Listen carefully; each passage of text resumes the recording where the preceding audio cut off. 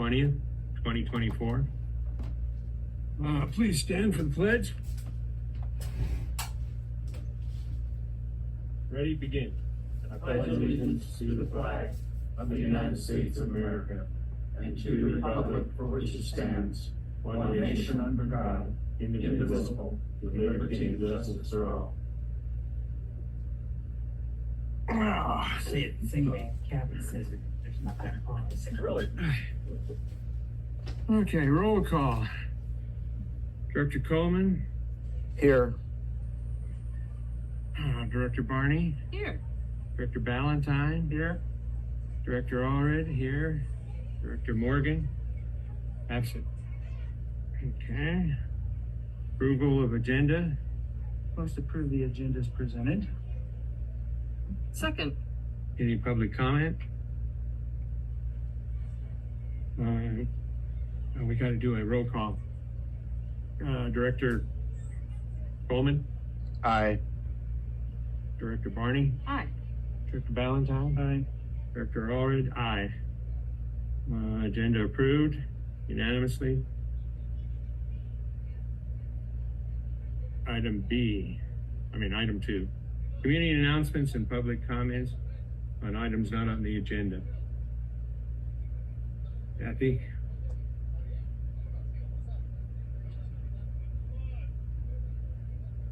Oops. Hi, I'm Kathy Hansen.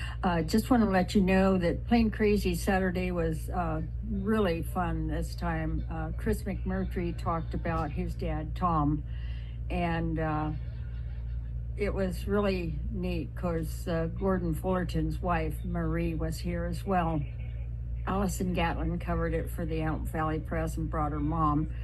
It was fun to hear Chris's stories about his daddy. But what was more fun for me was watching people in the audience reacquaint and greet Marie, and it was it was really funny. David said he noticed that as well, and he thought, well, you know, he'll come back in an hour, and they were still here talking. So it was really a great event, and he flew in the J3 Cub that Tom had bought to teach the kids how to fly. And the only one out of 8 that wanted to learn how to fly was Chris. And so Chris has the Cub, and he also has an RV-7. But later in life, he said one of his brothers did, he says, I think he was having a midlife crisis and got his pilot's license. So that was kind of neat.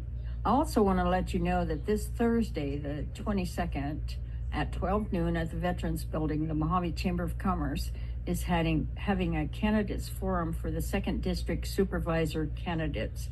I believe there's 6 on the ballot, and at least 5 of them are going to be there. So I already know who I am for, but if you're interested, it would be wise, I think, to go and listen to them. So Yeah, it's time at of 12 noon 12 noon, and what was that location again? at the Vets Building next to the Mojave Park. Thursday, right? And I guess that's all I have to report, except Mojave Experimental Fly-In is coming up in October, 3rd weekend, be the 18th and 19th. We're hoping to have an indoor fly-in. Talked to Dan O'Craig today, and he's working on it with Red Jensen.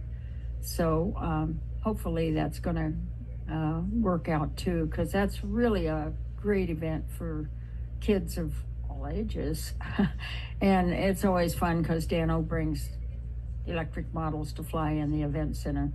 And then Saturday evening, there'll be a banquet for awards banquet, and a speaker, someone from Straddle Launch, I believe, is speaking.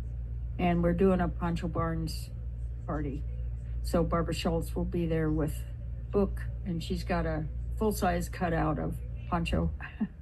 And so all the table decorations and everything will be in remembrance of Pancho Barnes.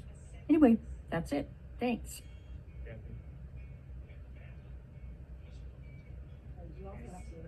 We have the person online that would like to speak. Oh, hold on. I don't know. You be next. Go ahead. Go ahead. Your name? Name? Hey guys, Good afternoon. My name is Kelly Carden. I'm actually going to be one of the candidates on the ballot. I'm actually a candidate for the Kern County Board of Supervisors representing our district. I did run 2 years ago in 2022. I came in second place out of 3 candidates. I'm a third-generation lifelong resident of this area. I actually grew up in Roseman since I was 9 months old. Coach Allred was actually one of my coaches when I was and teachers in high school. And his son Corey is still a lifelong friend of mine. We've known each other since we were kids. I'm running on the platform of making unincorporated Kern County my priority. I will do that through elected representation. I will create a MAC for the desert communities. That's a municipal advisory council. It would consist of Mojave, Boron, and North Edwards. It would give you an elected board to speak directly to the Board of Supervisors whenever you needed to. We have one in Roseman. We use it to great effect. I would also create one on the other side of the county for the mountain communities. That way they have the same opportunity. The other way that I'm going to fix representation in our area is through our boards, committees, and commissions. I receive roughly 80 appointees that I get. Half of them are going to be members of unincorporated communities. I think most of us would agree that our biggest problem is we feel as if we are left behind, and there's a disconnect between us and the Board of Supervisors, as well as Bakersfield as a whole. The only way to fix that is to put our people at every level of the discussion. Thank you. Excellent. Thank you. Mojave Desert News, do you want to speak now? Yes, I do. Good afternoon, members of the board and members of the public. I do have a few announcements. The first one is the Kern County Public Works Department will be holding a household hazardous waste collection event on Saturday, September 7th at 17035 Bennon Street, building number 2. That event is going to be held from 9 a.m. to 12 noon. The second event that I have is the California City. There's 5 churches that are going to be presenting Patriot Day in the park on Wednesday, September 11th at Central Park in California City. And it's going to be held from 5:30 to 7 p.m. to honor all first responders, past, present, future, and those who are no longer with us. There will be special music. It's a family-friendly event, and a keynote speaker will be Tony McCaleb, who is a retired United States Air Force. On Saturday, September 21st, is the 22nd annual Randsburg Old West Days that will be held in Randsburg. It will be held all day. It begins with a pancake breakfast from 8 to 11. And then, of course, I believe Mrs. Hanson mentioned Mojave Gold Rush Days that's going to be taking place on October 4th and 5th in Mojave. Thank you. Thank you. My goodness, that was a lot of events. I'm loving it. So if I can ask a quick question about the Public Works event for hazardous waste disposal, there may or may not be people with dead aircraft batteries. Those are kind of difficult to get rid of. Is that considered hazardous household waste? I'm sorry, can you repeat that, Ms. Barney? Oh, just wondering if things like large dead aircraft batteries or, just other things that are kind of hard to dispose of, like from old aircraft. Is that kind of thing like what Public Works is up to? For Randsburg? No. So the Public Works waste disposal was it was the second event, I think you or the first thing you talked about? Well, like I said, the household hazardous waste is September 7th. Mm-hmm. The Patriot Day in California City is open to the public on September 11th. Then you have Randsburg Old West Days that's going to be held September 21st in Randsburg. Thank you so much for that overview. I appreciate it. Kelly, do you have a...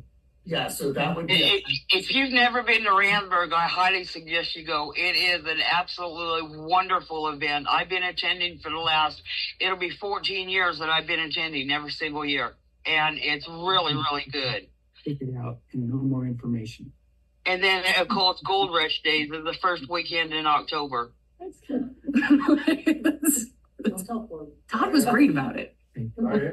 Yes. For your information, I've been able to take old batteries over to the auto parts. Yeah. Oh, that's a good idea. Thank you. Yeah, that or you can even recycle them in Cal City at the recycle center. They'll pay you. Oh, well, Yeah, they weigh it and they new. pay you for the... All right, David got out of a battery hunt.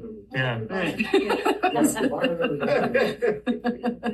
don't want to know anymore. But you will be living. Thank you very much. It'll be recycled. Even better. All right, any more public? All right, we move on. Consent agenda. This is recommended we take A, B, C, D, and E, all the resolutions. So moved, items A through E. Second. Second. Mr. Coleman?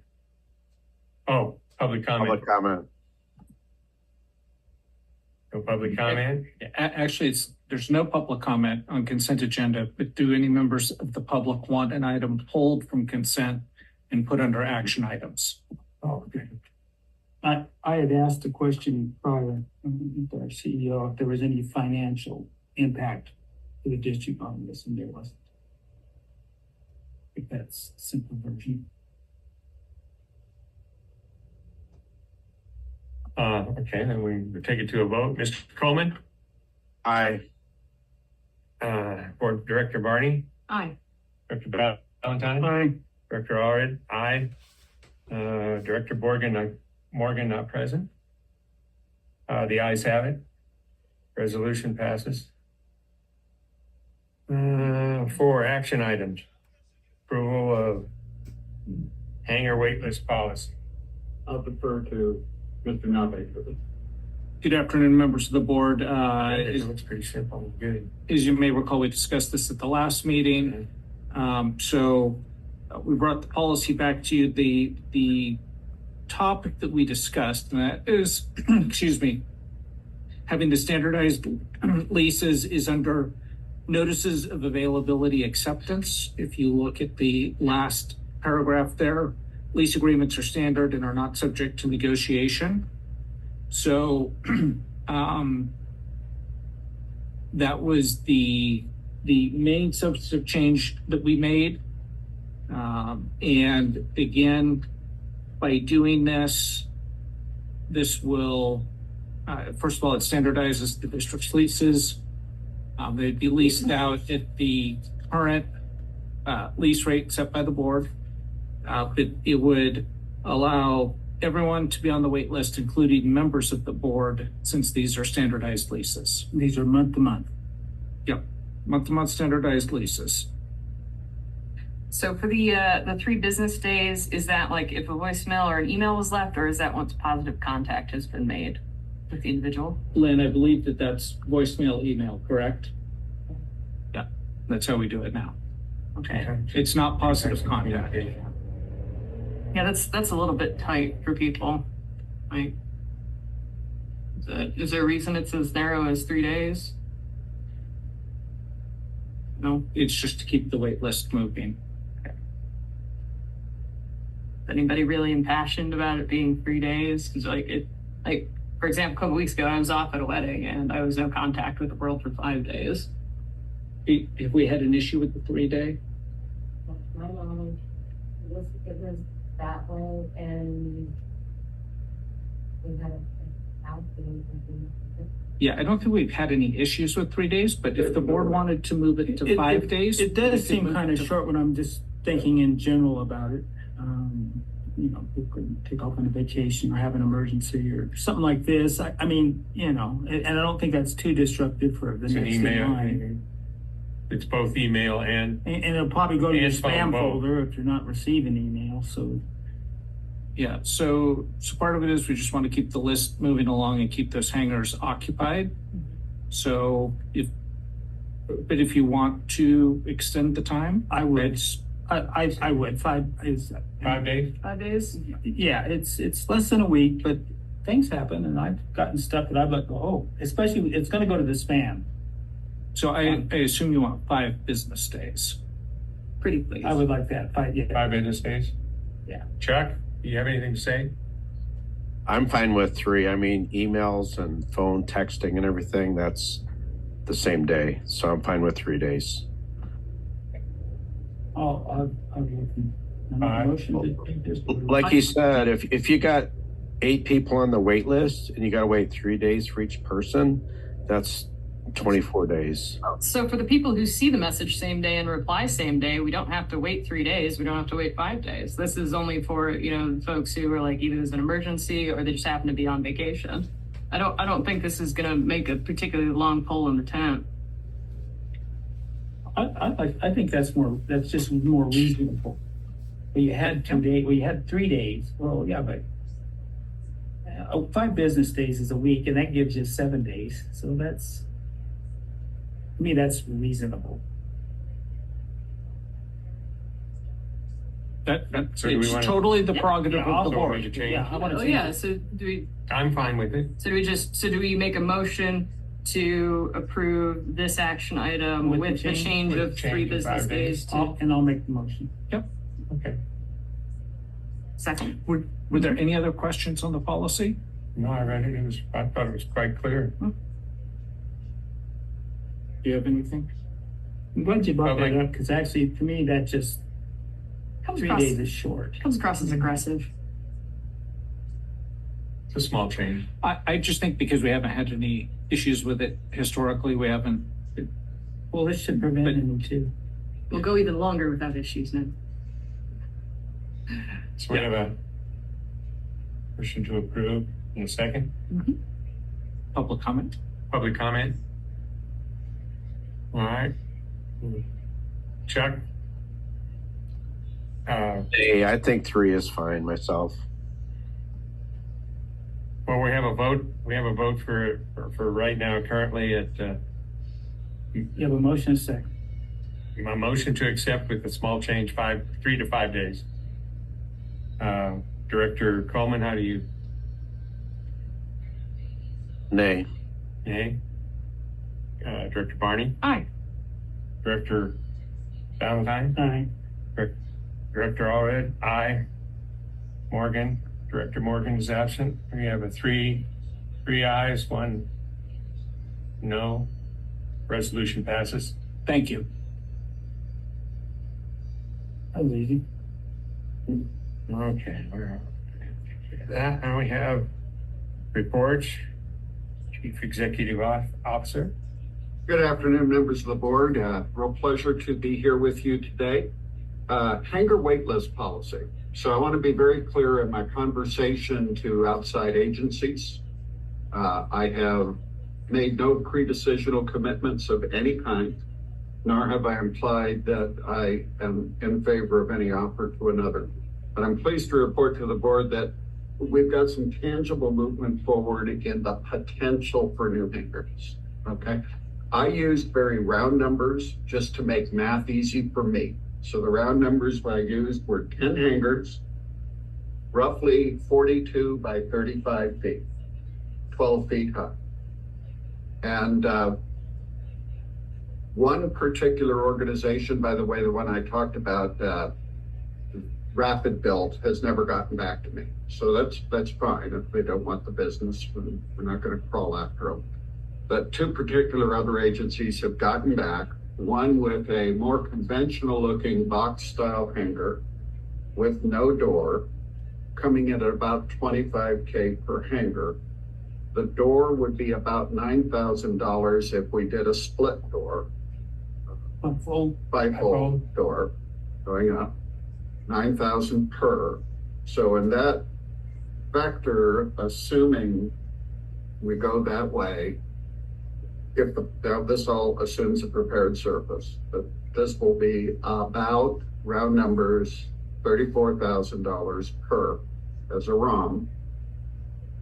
Putting in electricity, things like that, if we dealt in round numbers and we thought we could come away at about 40,000. If we think about surface prep to some extent, round numbers, call it 50,000. In that particular offer, at our $250 rental rate, we're looking at a 5% return on investment if the airport were to own the hangars, right? So 5% return on investment, I don't find sexy and exciting, but it's a reasonable, solid, dependable ROI. And you probably couldn't find a lot of muni bonds paying 5% right now. So one offer, right? Another is... Now that included the construction? I believe so, but I'd like to verify that. Okay, because that does seem a little... Seems very reasonable. Yeah. Oh, okay, I'm just. And I'll get you that data. Yeah. So let me make How big was the certain, hangar again? 35 by 40, this was 42 by 35, 12 by. about 1,500 square feet. I just did it. Round Mountain Public, right? Another organization, more of a dome style structure with sliding doors, 4-pane sliding doors. He's looking at completed 29.5 with the 4 sliding doors. If we preferred a different style of door, he'll credit each hangar $7,000. His price is only good if we do 5 or more hangars. So at 29.5 with sliding doors, 4 panes, there is an extension on each side of this particular structure that allows for the doors to fully clear the way in so they're not overlapping, and then cutting down wing access to the hangar. That does. Separates your hangars. It separates the hangars. Door height? Right. I'm sorry? Door height? The door height on these, I believe, was 12 feet. Right. So I'm sorry, when I said 12, I meant door height there, not the height of the hangar. I think it would be at least 2 feet taller than that. Yeah, but that's the amount of space an aircraft right. would have. Yeah. So we have 2 ROMs in so far. I'm still waiting on feedback from a few other companies. Attempted to contact an individual in New Mexico. Just haven't gotten clear communication back on that yet, but still working to find out if that's a viable alternative is another way.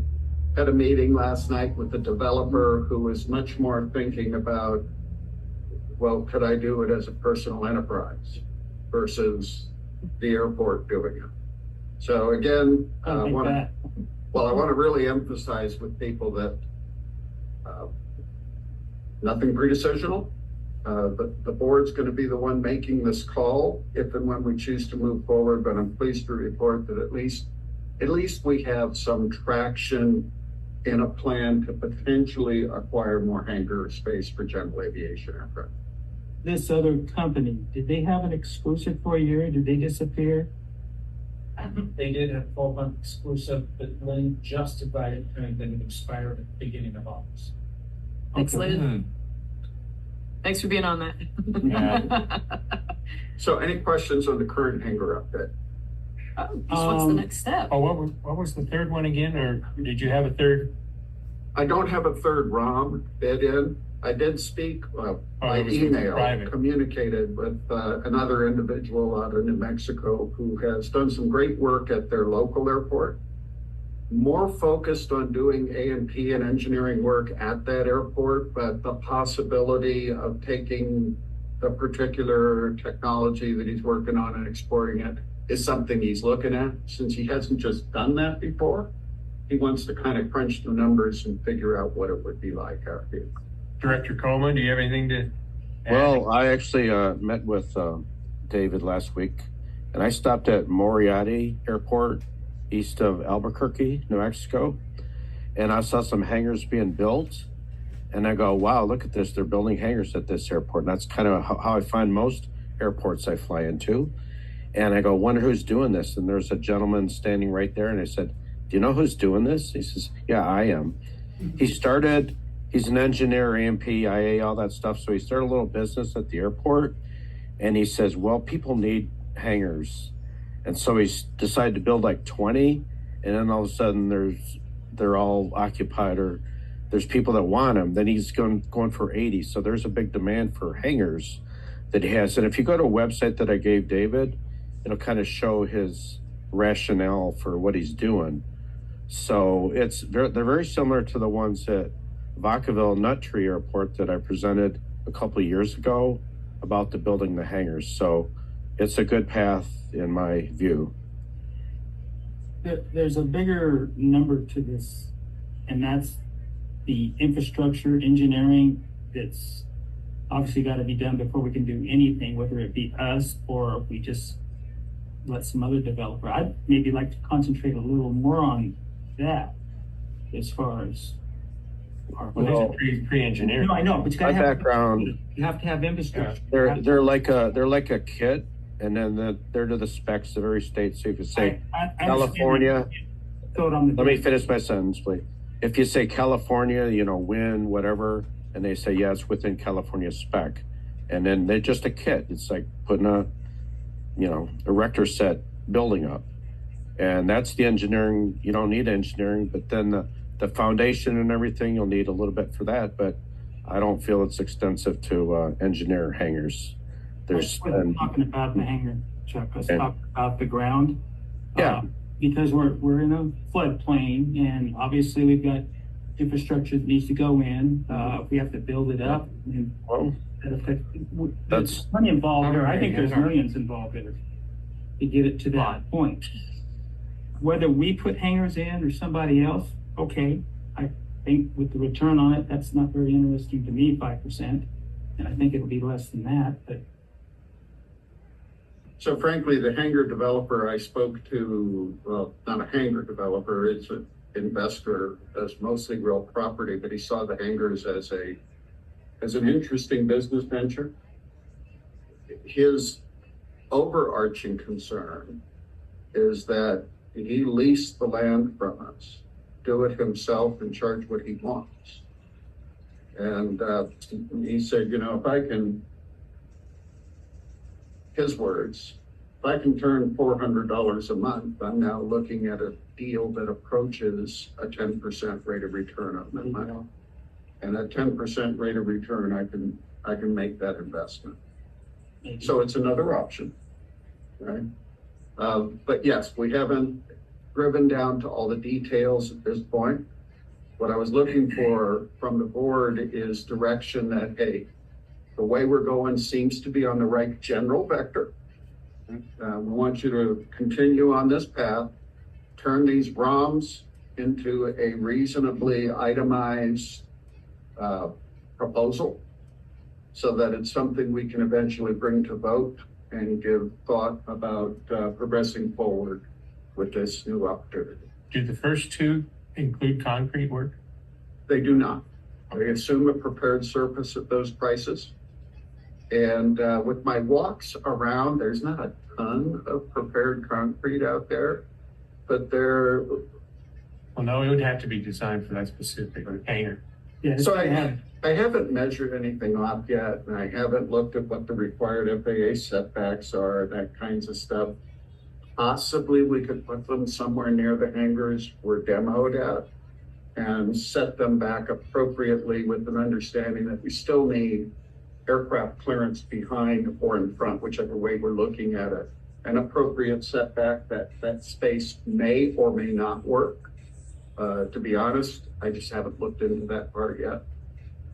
There may be some room along the oleanders near the large hangar on the west side of the property for one or two, but again, haven't measured that off and specifically looked at that as an alternative. But anyhow, we've got some rough numbers. I'm pleased to report we at least have some movement there and some traction in that area. Yeah, you're going to have a problem, and Bob has brought it up many times, is the elevation and flooding. So you need to have drainage, and there's a lot of, that's why I said, I think there's a significant number, and my focus is on the vacant land to the south of the existing T hangars. What's it going to cost to get that ready? And, electrical in, water in, grade in, drainage in, and asphalt in.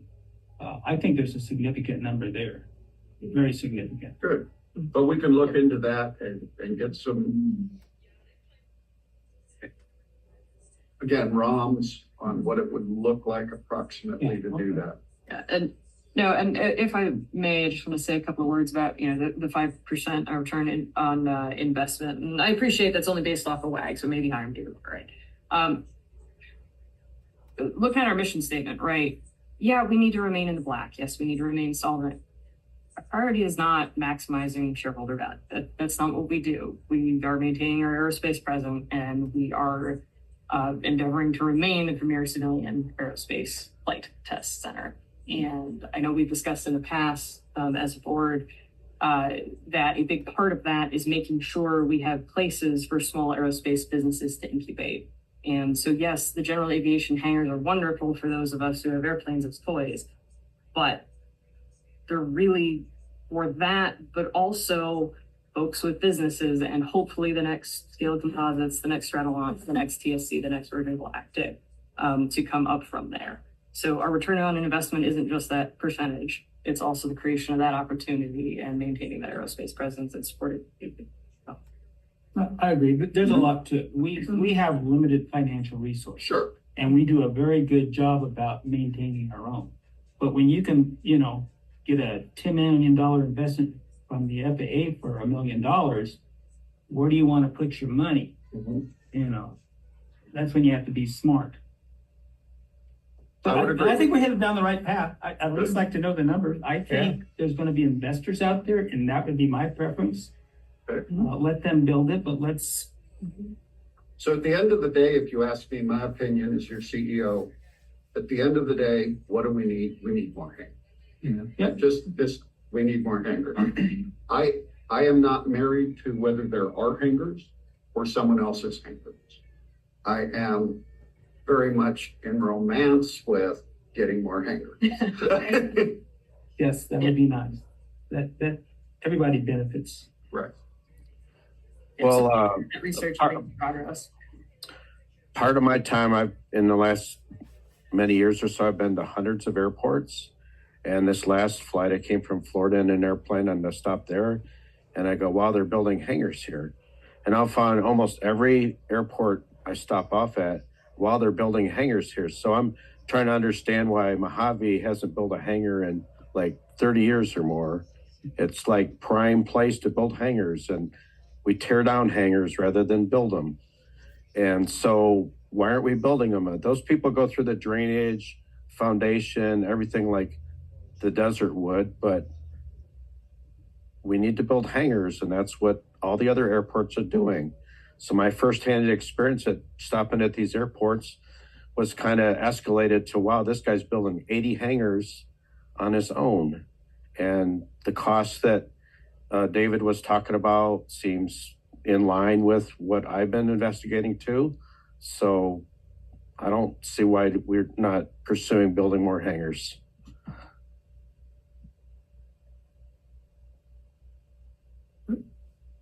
Thank you, Chuck. Any further questions on the hangars? I do have one little input to that. If we were to improve the area and establish it, it might be worth considering areas where somebody wants to build their own hangar. In other words, these are the specs you're going to have to follow. You can build your own and lease the land. There might be somebody that says, hey, I need an 80 by 40 or something like that. Hey, we've got a place for you. And that could be an A&P or another business that's relevant to it that could maybe build and expand. So I don't want to leave that out of the equation. Okay. Hmm. Sure. Now, fiscally, if we may lose some economies of scale if we have one-off constructions going on, but then we get the benefit of not being fiscally tied to that particular property. Right. I don't think that's... It may adjust the price slightly. Yeah. Right. Shall we move on? Yes. Okay. So the regular meetings with the leadership team are super valuable. We've got just a remarkable team out here that it's an honor to serve with. And they do the Lord's work in keeping me on the straight and narrow. So that is a very valuable part of this transition update. And I've met with several of the tenants, was fortunate to be at our last industrial meeting, as well as our GA meeting, and meeting with the pilots, meeting with the industrial tenants, those that were there. Had some interesting discussions about some things that maybe would make us more appealing as an enterprise. And please, I'm not saying we jump into the business of childcare or health clinics, but the industrial side did mention that, hey, they think that if we could get some kind of a urgent care in the regional local area, that may be a bit of a help in hiring people out here. So they say they have access to medical care. I was a bit surprised, I did mention it at the meeting and with some of you offline, that I went by the Adventist Health doctor's office here. And they're very clear that they are not an urgent care and they do not accept any acute patients. To the extent that they informed me that if you're an acute patient and a walk-in, they will happily dial 911 for you and you can wait outside. So, yeah, and I think if we could have something like that, it might be a benefit. I'm not asking us as a board to consider funding anything like that. It's just something I'm kind of looking at. We're working with some local hospitals that provide urgent care services like Palmdale Regional. They had one in Roseman. It didn't make it. But maybe up here with this slightly more isolated community, there might be incentive for it to go if we could find that external enterprise to partner with us and make the whole Mojave experience slightly more attractive, right? Who would use it? I'm just thinking, I don't think there's an urgent care in Cal City. Yeah. There's, I was just gonna say there was, well, I know there there was a was. sign, I didn't know if it was active. Well, I've used it twice myself, my business card used it twice. Okay, However, that's been a few months ago. okay. I know And then I'm there's some thinking, hold on, doctor changes in there recently. with me, it would be Lancaster, Yeah. unless it's, an But emergency. if it opened here, then you might, well, like you said, one Rosenthal, you might draw people from there as well. Well, obviously in that situation, yeah, less driving better. Yeah, Kelly, yeah, I know the catastrophe. So you may. Now, a beauty of an urgent care that is correctly funded is when you get the California insurance for those that are financially challenged in the local community. It provides an easy access to medical care for those folks who right now actually have to be either bused or transported at county expense to medical care, especially specialty care. Now, it's an urgent care. I doubt we would have extensive specialty care there, right? But at least the population in Mojave would have a quick access, and the airport would have a small benefit of being in proximity of medical care if people needed it. Yeah, it's value added to it. You know, I was just thinking, Cal City has their fire department has a on-site emergency medical. You can walk in and they're paramedics that are on duty. You can come in with, maybe you feel like you're having a heart attack or some injury or something. You can go there immediately and they will treat you on the site. That might be a possibility too. Great point. I was going to address it later, but I can now. Scheduling a meeting with the fire marshal out of Kern County to hopefully establish just a much better relationship about how we could manage emergency response. I understand they share a different perspective as to the efficacy of our fire department here, being that they're on county standards versus our contract standards. And having that, though, I think it's critically important that we be able to exercise together. And right now they're resistant to exercising together. They did indicate to me that they would consider doing a tabletop with us. I'd like to, emergency procedures, planning, and execution's a really big deal, especially in the line of work we're in. We're in a business that by definition accepts a certain amount of risk. We must be prepared for the other side of that risk equation. So I want to increase that relationship, and we're going to start up on the, like I said, fire marshal level. Break bread, have a conversation, and see where we can improve our relationship. I didn't like the kind of things the fire department had to say to me. I believe our capability can be quite robust for the small team we have here. And the fact that we have available agents to suppress field fires, very important to me. So we're going to continue to grow and nurture that relationship. as we are with local law enforcement, been communicating with the lieutenant who runs the oversight of Mojave, Boron, and Tehachapi stations.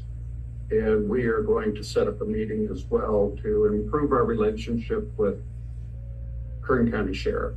And just, it's not a bad relationship, it's just a relationship that's kind of devoid of structure and discipline, whereas the relationship with the Highway Patrol, in my opinion, is fabulous.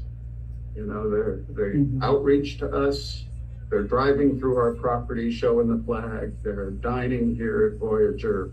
It's all good. So we're going to continue to pursue that. Yeah, it looks like, and I, again, that's just my ignorance, the county fire, especially in relation to us and what we do here, would benefit with some training, because typically an off airport incident is highly likely. Right. We've had it. And sometimes those are exotic aircraft, are different with propellants in them, and there's a sharing of information and maybe how it could benefit. So I would hope so. I do believe I'm going to have to introduce that on the marshal level and have it pushed down, because on the captain level on shift, that relationship doesn't exist right now. And please, this is not insulting anyone. I'm certain these firefighters are very capable. The words shared to me by the shift captain I spoke to was, if I respond to an incident, let's say it's scaled composites and you guys are already there, I will ask them to leave the scene.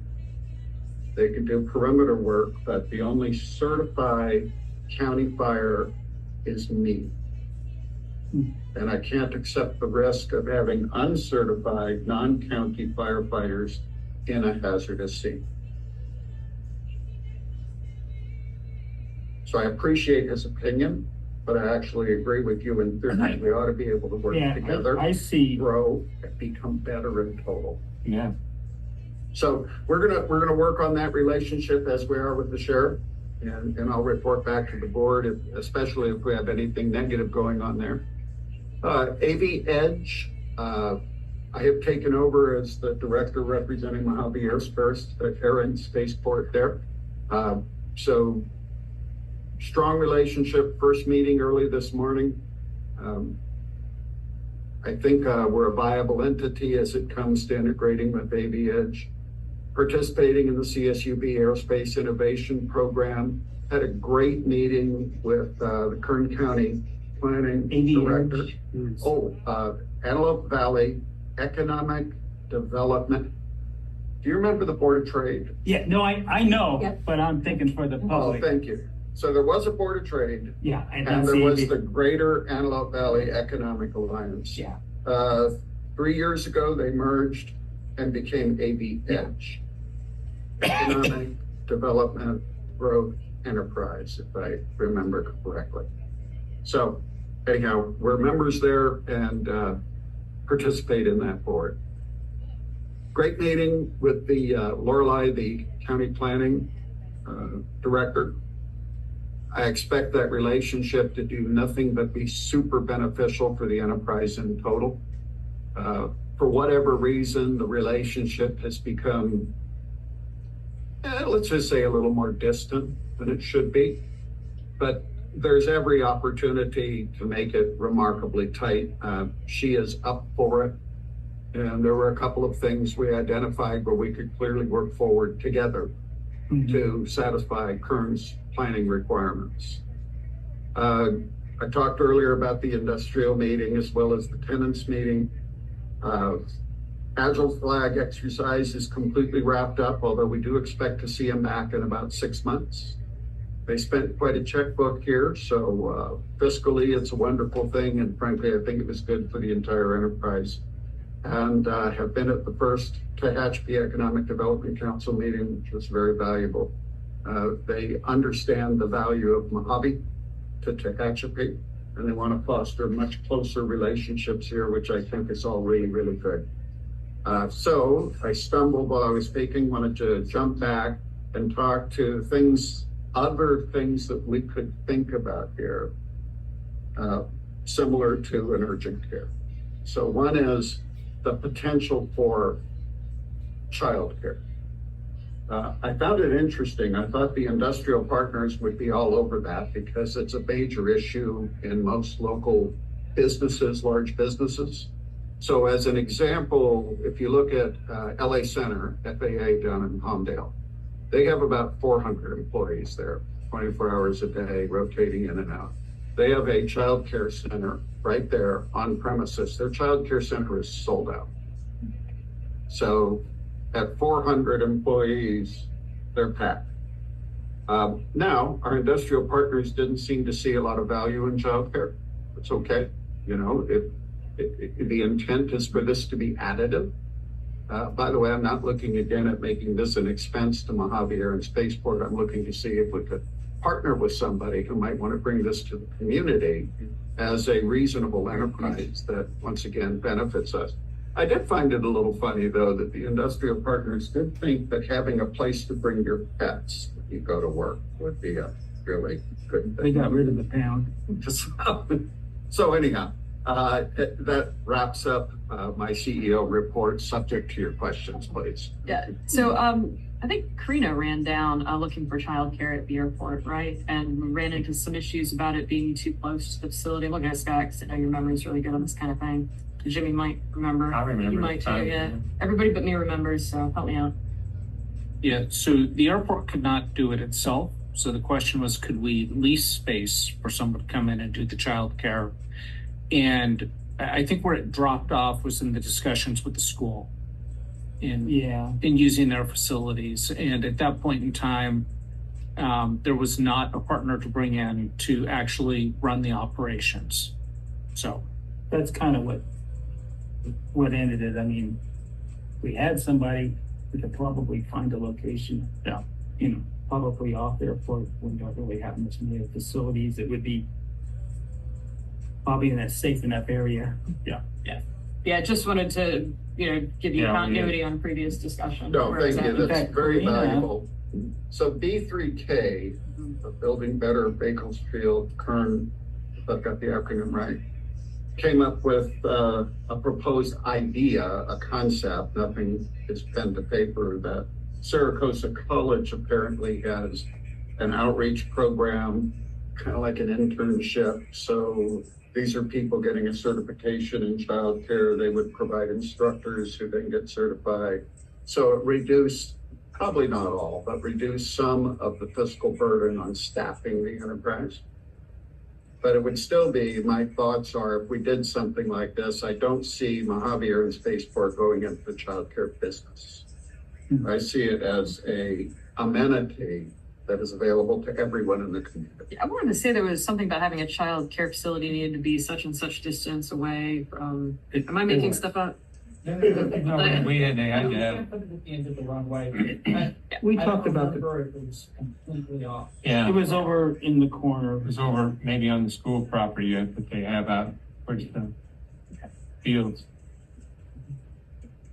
That and just you may or may not have been aware, we used to have a hound that was actually on field. They were a lessee, and so dogs would escape periodically, but as soon as they went out, suddenly the number of stray dogs in my neighborhood tripled, at least, and it's actually a really big problem and very unpleasant.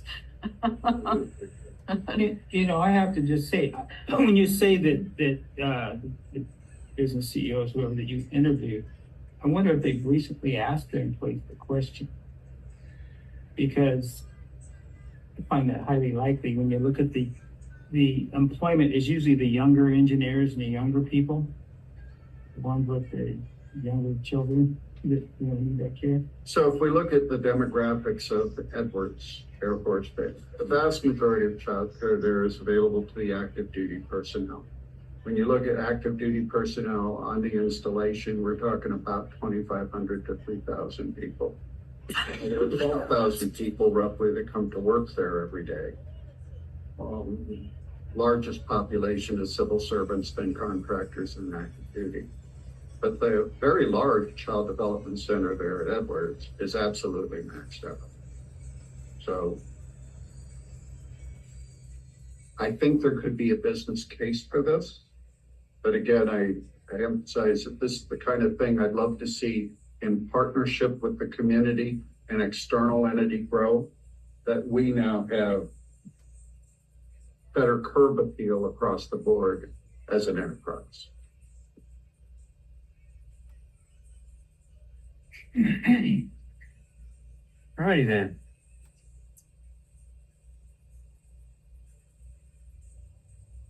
Let's see, we're off to directors' comments. Items not on the agenda. I don't have anything. Comments? Director Coleman? I don't have anything today. All right. And I guess we recess to closed session this time. And we'll invite you all back.